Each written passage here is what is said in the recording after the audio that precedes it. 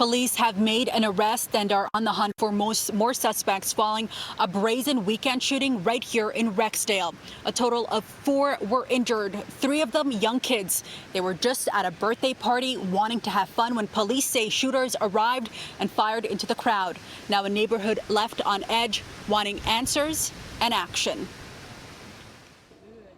A 5-year-old girl remains in critical condition in hospital. A 1-year-old boy and an 11-year-old both treated and released. A 24-year-old man who was also transported with injuries has been arrested. Damar Cadogan is facing 4 charges. Everybody was screaming, everybody was running. The scene at a birthday party for a 1-year-old was interrupted when bullets sent many fleeing on Tandridge Crescent near Byng Avenue. Family, friends tried to comfort the 5-year-old victim on the ground. She was just lying there. She wasn't crying. And I was just talking to her to make sure that she was alert until the ambulance arrived at the scene. She has a bullet wound in her head. Police were called to the scene around 8 p.m. A bouncy castle in the background, reminiscent of the outdoor festivities full of children that turned violent. These kids are going to remember this. It's summertime. These kids are supposed to be eating ice cream, playing games. The settings, it was a bouncy castle. The young victims, their families, and entire community left traumatized by a senseless act that led to multiple shell casings at the scene. They're terrified. You know, they're traumatized, they're terrified, they want help, they want resources. You know, they want things around here to change, and they've wanted that for a while. Community-based organizations were on hand all day today, providing support for residents, saying that provincial and municipal governments have failed to address gun violence. Are you listening now? And who's that question for when you say? All of you, Toronto, Canada. This is an us problem. This is not a marginalized community problem. This is not a black problem. This is a Torontonian problem. Help us, help these people.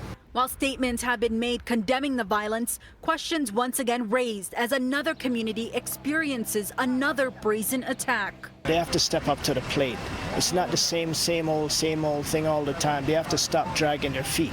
Calls today for governments to take community-oriented approaches and not only, quote, throw dollars at the problem, provide resources to fight gun violence and support residents.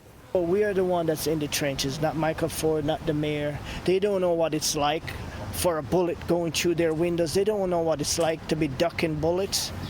If that starts to happen to them, then they will take things serious. If they don't want to listen to us, then this type of nonsense, heinous crime is going to continue in our community if they don't listen to us. It's going to get worse. Children in this Rexdale neighborhood attend a number of schools in the area, and today educators with the TDSB came to show their support. It's been very hard because you have parents who want answers to their questions. And at this point, all we can really do is be visible and demonstrate that we're in it with you.